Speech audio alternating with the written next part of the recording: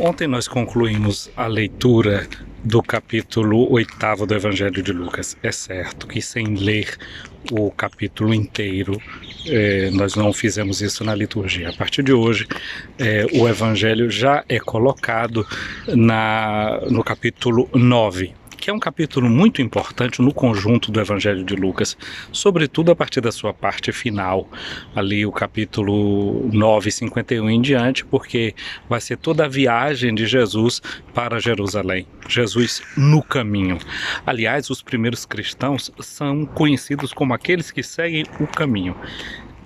E se a gente recebe a informação do Evangelho segundo João, nós vamos entender muito bem por que isso, porque Jesus mesmo tinha se denominado o caminho.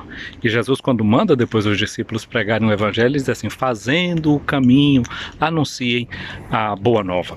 O Evangelho de hoje, então, nos conta que Jesus convocou os 12. Aqui já tem uma coisa muito interessante, porque de vez em quando a gente fala, por exemplo, da palavra vocação, a gente costuma dizer que esta é uma palavra que vem do latim, do verbo vocare. E aí em português não temos nenhuma palavra, não é nenhum verbo vocar. Mas nós temos, por exemplo, invocar, nós temos convocar, como é, por exemplo, o verbo de hoje, que vai então nos fazer entender que essa questão da igreja missionária, porque Jesus está mandando os 12 saírem em missão, é uma coisa que fala da vocação que todos nós temos. Jesus convoca os discípulos, chama todos juntos, os coloca juntos para que eles entendam que essa missão é uma missão comum a eles todos. Então, no Evangelho de hoje tem umas coisas muito interessantes. Por exemplo, Jesus que dá a eles poder e autoridade. Poder, na língua grega, como aparece ali no Evangelho de Lucas, é a palavra dynamis. Daí a gente lembra palavras como dinamismo, uma pessoa dinâmica. Ou seja, o mandato missionário é um mandato que exige de nós dinamismo. Mais do que isso, que Jesus dá dinamismo a essa missão da igreja por meio do seu Espírito Santo. E aí diz uma coisa que é muito interessante, que ele dá para eles poder, dá sobre eles autoridade sobre os espíritos maus, e diz também que dá a eles poder de curar as enfermidades. E aí talvez uma coisa que é muito interessante para nós olharmos. O verbo que vem utilizado por Lucas, que era um médico, ali é o verbo terapeuem. Dessa palavra terapeuem, por exemplo, na nossa língua a gente conhece a palavra terapia, não é? O que é terapeuem? É cuidar. Cuidar. Nem é pura e simplesmente curar. Porque às vezes tem doenças que elas são incuráveis. Mas a pessoa que tem aquela doença, ela é sempre tratável, ela deve ser sempre cuidada. Então, Jesus manda a nós como missionários, como missionárias, para a gente cuidar de quem está doente, para a gente cuidar de quem está mais fraco, de quem está precisando do nosso apoio. Isso é interessante, a gente vê que a nossa missão é uma missão de cuidar uns dos outros, de ter zelo uns pelos outros, que isso faz parte da boa nova que Jesus nos manda anunciar.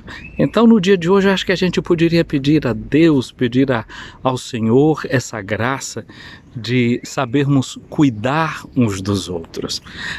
Tem uma outra coisa que é muito forte, muito interessante, que esses missionários que são mandados por Jesus, ele diz que para o caminho eles não devem levar nada.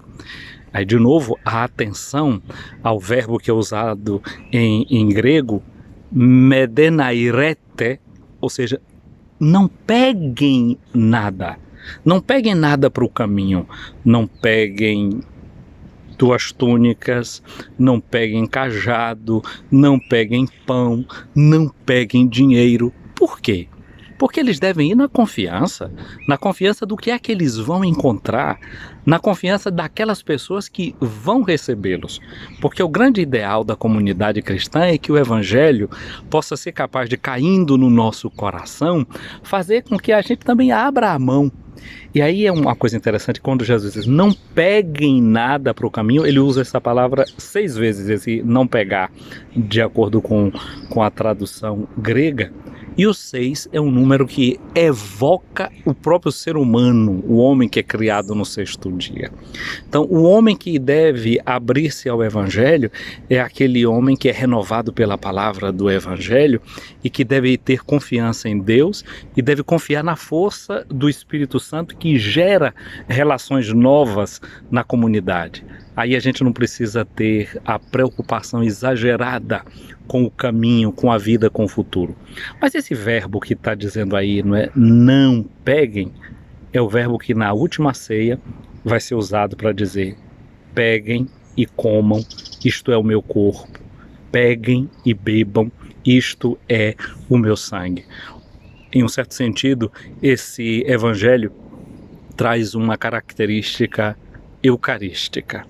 No nosso caminho, no caminho de cristãos rumo à casa do Pai, pregando a boa nova, a gente vai vivendo a Eucaristia no cotidiano, na medida que a gente não pega naquilo que não é necessário, para ter as mãos abertas para receber o dom que Deus quer fazer a cada uma e a cada um de nós.